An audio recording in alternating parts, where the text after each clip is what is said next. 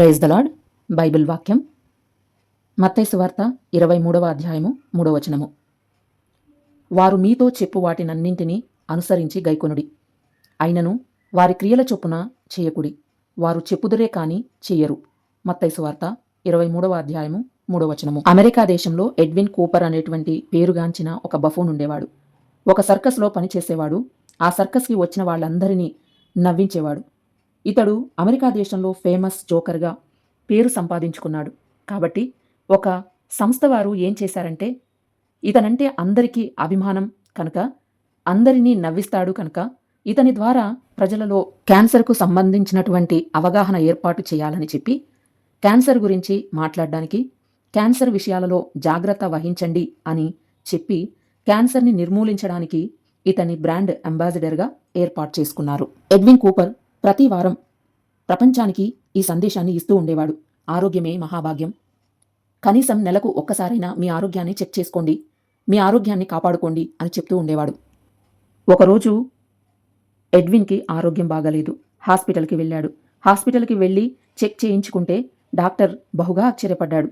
ఆ డాక్టర్ ఎడ్విన్తో ఇలా అంటున్నాడు, దేశానికి హెచ్చరిక చేశావు, దేశానికి క్యాన్సర్ విషయంలో హెచ్చరికలు అని చెప్పావు, మరి ఇదేంటి ఎడ్విన్, ప్రపంచానికి హెచ్చరికలు చేశావు కానీ నిన్ను గూర్చి నీవు ఎందుకు పట్టించుకోలేదు?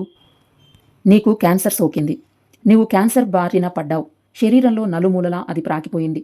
అంతేకాదు, నీకున్న క్యాన్సర్ చివరి స్టేజ్లో ఉంది, నీవు ఇంకా ఎంతో కాలం బ్రతకవు అని డాక్టర్ చెప్పాడు.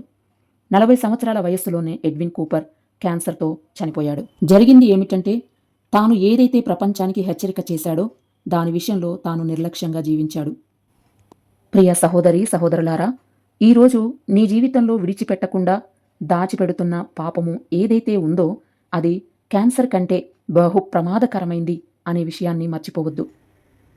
ఏ పాపమైతే నీకు ఈరోజు సంతోషాన్ని ఇస్తోందో, నీ సరదాలు తీరుస్తోందో, ఏ పాపమైతే నీకు సులభంగా డబ్బులు తీసుకొచ్చి పెడుతోందో, ఏ పాపమైతే నీవు సంబరాలు చేసుకోవడానికి సహాయం చేస్తోందో, ఆ పాపమే నీ జీవితాన్ని నాశనం చేస్తోంది.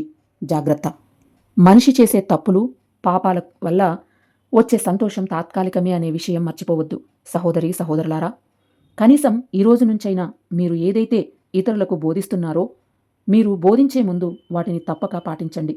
అలా కాకుండా నేను బోధిస్తాను కానీ నేను పాటించను అనే రీతిలోనే మీరు ముందుకు వెళితే ఆ ఎడ్విన్ కూపర్ వలె ఇతరులకు క్యాన్సర్ గురించి బోధించి తాను పాటించని కారణంగా అదే క్యాన్సర్కి బలైపోయినట్లుగా.